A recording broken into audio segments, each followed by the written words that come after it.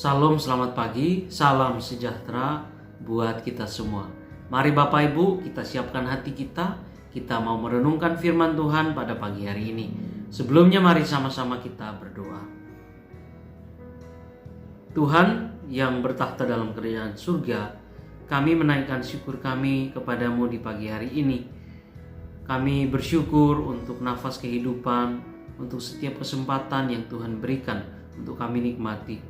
Pagi hari ini ya Bapa di surga, sebelum memulai segala aktivitas kami mau merenungkan firman-Mu. Kami mohon supaya Tuhan menolong kami, memberkati kami sehingga melaluinya jiwa kami boleh disegarkan kembali, dikuatkan untuk boleh menjalani akan hari ini di dalam kehendak Tuhan. Kami memohon kepadamu supaya juga Tuhan memberkati kami, memampukan kami sehingga kami bisa menjadi pelaku-pelaku firman-Mu. Pimpin sertai kami ya Tuhan di dalam menjalani akan hari ini. Terima kasih. Di dalam nama Tuhan Yesus kami berdoa. Amin.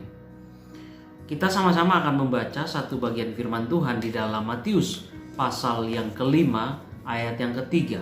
Di sana dikatakan demikian. Berbahagialah orang yang miskin di hadapan Allah, karena merekalah yang empunya kerajaan surga. Sekali lagi, berbahagialah orang yang miskin di hadapan Allah, karena merekalah yang empunya kerajaan surga. Saudara, apakah saat Yesus mengatakan kalimat ini atau ucapan bahagia ini, itu berarti bahwa kita harus hidup di dalam kemiskinan? Apakah makna ungkapan miskin di hadapan Allah? Apa yang menyebabkan seseorang kemudian disebut berbahagia bila ia miskin di hadapan Allah? Tentu itu menjadi pertanyaan bagi setiap orang percaya ketika membaca ataupun mendengar kalimat ini. Saudara, bagian ini merupakan sabda bahagia pertama dari 8 seri berbahagialah. Kata miskin yang digunakan dalam teks ini dalam bahasa Yunani itu adalah ptokos, dan umumnya dipadankan dengan kata Ibrani anawim yang diartikan sebagai orang miskin dan orang yang tertindas. Namun saudara, miskin di sini bukan sekedar kurang harta, tetapi menggambarkan keadaan seseorang yang ada dalam kemiskinan yang mutlak, yang tidak mempunyai apa-apa sama sekali, sehingga mereka ada dalam keadaan tertindas dan penuh dengan kehinaan. Nah, hal ini kemudian membuat mereka tidak bisa menyandarkan diri pada apapun, tidak mempunyai pertolongan dari manapun, dan pada gilirannya hanya mengandalkan seluruh hidup dan imannya kepada Allah saja.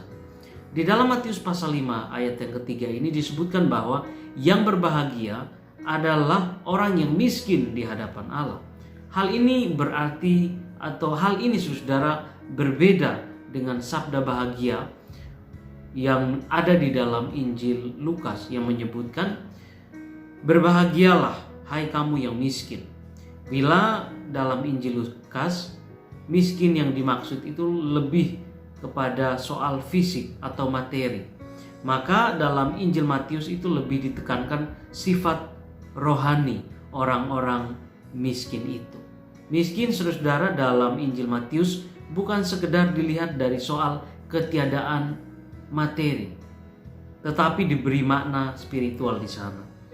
Frasa miskin di hadapan Allah dalam bahasa Yunani itu sekali lagi adalah ptokos en pneumati. Sekali lagi ptokos en pneumati, yang kemudian diartikan secara beragam.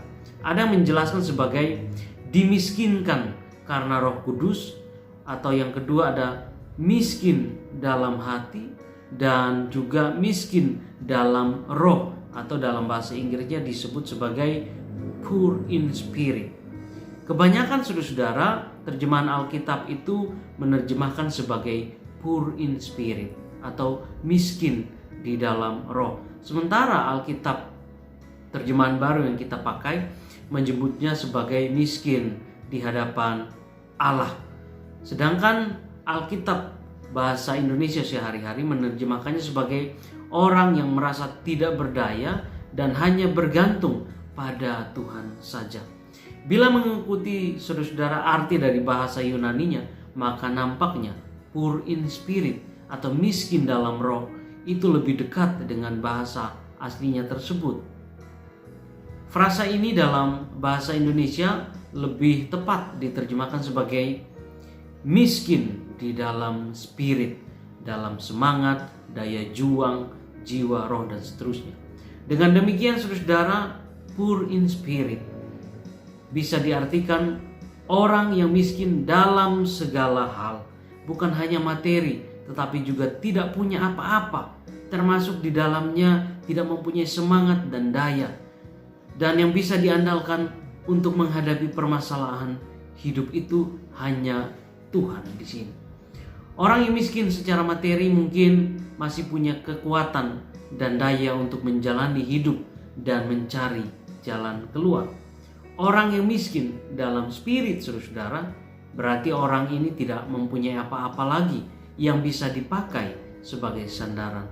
Dan orang yang seperti ini itu hanya mengandalkan Tuhan dalam hidupnya dan berserah penuh pada kehendak Tuhan. Hal terakhir inilah saudara-saudara yang membuat mereka disebut yang empunya kerajaan surga.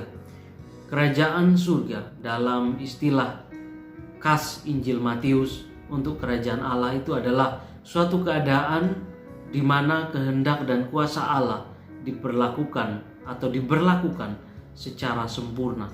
Ini berarti yang menjadi warga kerajaan surga adalah mereka yang mengandalkan Tuhan dan mau melakukan kehendak Allah saja. Miskin dalam spirit membuat seseorang tidak lagi mampu menjalankan kehendaknya sendiri. Lalu karenanya dia hanya mengandalkan kehendak Allah saja. Itulah sebabnya saudara-saudara, orang yang miskin dalam pemahaman ini disebut berbahagia karena mereka memiliki kerajaan surga. Tuhan kiranya memberkati kita dan menolong kita di hari ini. Amin.